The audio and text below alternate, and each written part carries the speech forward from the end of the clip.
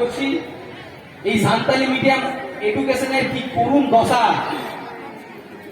বিষয় ভিত্তিক শিক্ষক নেই, বইগুলো সব ভুলে ভরা।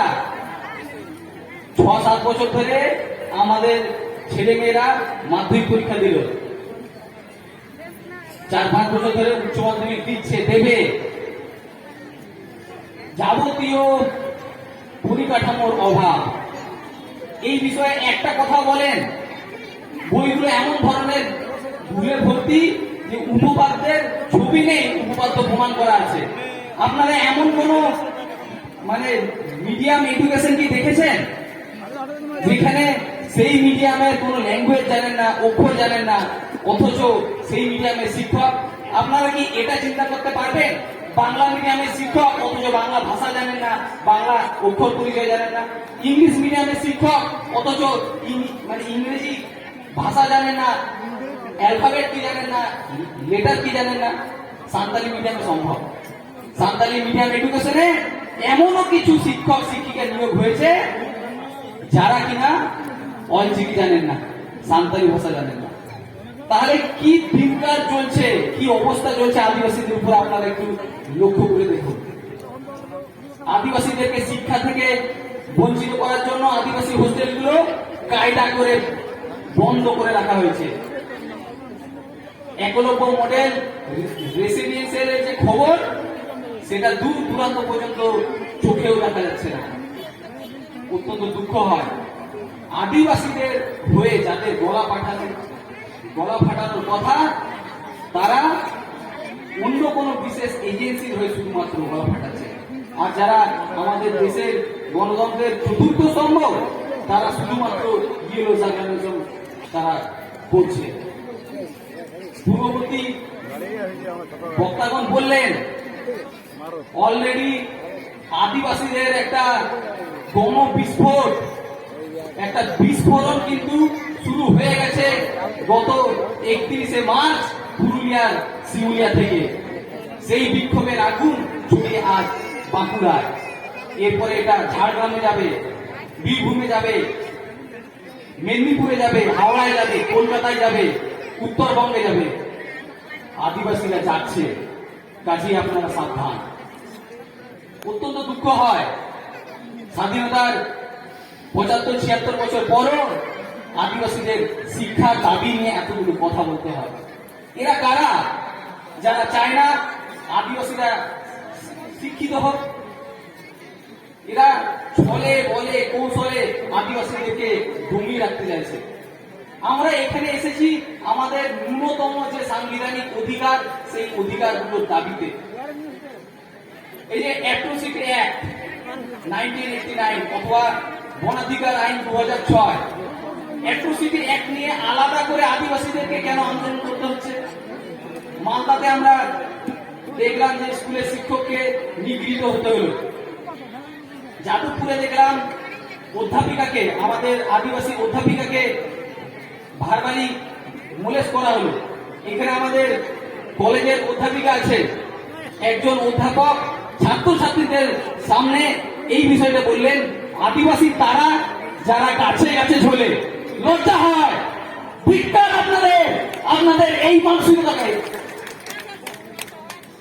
লজ্জার বিষয়, এতগুলো বছর পরেও এই অ্যাট্রোসিটি অ্যাক্ট, বনাধিকার আইন, এই বিষয়গুলো নিয়ে আমাদের আন্দোলন করতে হচ্ছে। অত্যন্ত দুঃখের কথা। আর এরই সঙ্গে সঙ্গে এই যে বিভিন্ন ধরনের আদিবাসী হোস্টেলগুলো বন্ধের সঙ্গে সঙ্গে আর একটা বিষয় সুচতুর উপায়ে তৈরি করা হচ্ছে, যেটা কিনা ফেক এসটি সার্টিফিকেট। হাজার হাজার লক্ষ লক্ষ যারা অআদিবাসী, তাদেরকে যেন তেন প্রকারণে রাষ্ট্রীয় মদতে এসটি তালিকায় অন্তর্ভুক্ত করা হচ্ছে, গোপনে সার্টিফিকেট দিয়ে।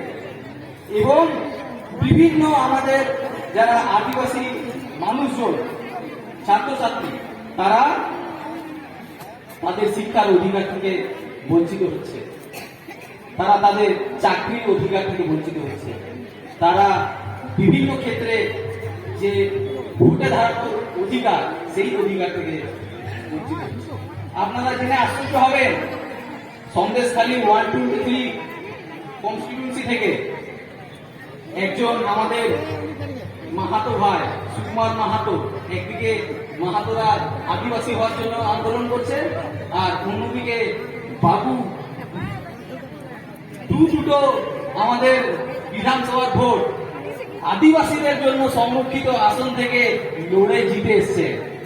আপনারা জানেন মাহাতোরা অলরেডি আদিবাসী হয়ে বসে আছে। এখন সেই যে বিভিন্ন আন্দোলন, সেই আন্দোলনে টিকে থাকতে না পেরে অফিসিয়াল ট্যাগ চাইছে যাতে ওনারা আদিবাসী হতে পারে। অত্যন্ত দুঃখের বিষয়। এই আমার কাছে বিভিন্ন নথি আছে। এই যে এই কিছুদিন আগে 17 মার্চ, এখনো 1 মাস হয়নি, 17 মার্চ 2023 লালবাগ মুর্শিদাবাদ এই সাব ডিভিশন থেকে বাসুদেব মাহাতো, বর্ণালী মাহাতো, মন্দিরা মাহাতো, তারপরে দ্বিজেন্দ্রনাথ মাহাতো, দীনবন্ধু মাহাতো, এই মাহাতোরা অলরেডি কোনো এক সাবকাস্ট ব্যবহার করে এসটি সার্টিফিকেট তারা বার করেছিল এবং বিভিন্ন সরকারি সুযোগ সুবিধা লুটে নেওয়ার তালে ছিল। আমরা তাদের এসটি সার্টিফিকেট ক্যান্সেল করেছি। যত আদিবাসী ও আদিবাসী সম্প্রদায়ের মানুষজন ফেক এসটি সার্টিফিকেট বার করেছেন, তারা সাবধান। আমরা আসছি, একটাও ও আদিবাসীকে আমরা ছাড়বো না।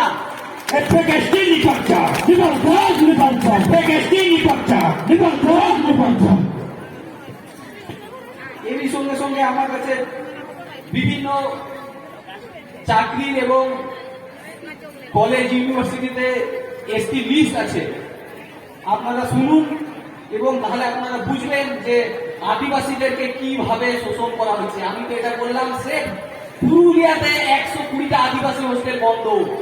গোটা জঙ্গলমহলকে যদি ধরা হয় কয়েকশো পেরিয়ে যাবে।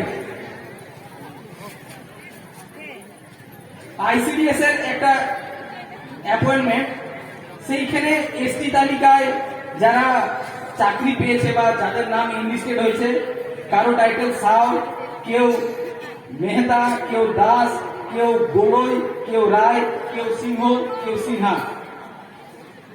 বিধানচন্দ্র কৃষি বিশ্ববিদ্যালয়ে আমরা 2020-2021 সালে আমরা একটা অবজেকশন জানিয়েছিলাম, তার আজ পর্যন্ত কোনো ভিত হয়নি। তারা এগ্রিকালচার এবং হর্টিকালচার যে কোর্স, সেখানে আদিবাসী তালিকায় যারা পড়াশোনার সুযোগ পেয়েছে এবং প্রকৃত আদিবাসীরা অতি অবশ্যই বঞ্চিত হয়েছে, এই আদিবাসীরা যারা এসটি তালিকায় ইনলিস্টেড হয়েছে, তারা হলেন কেউ মন্ডল, কেউ মাহাতো, কেউ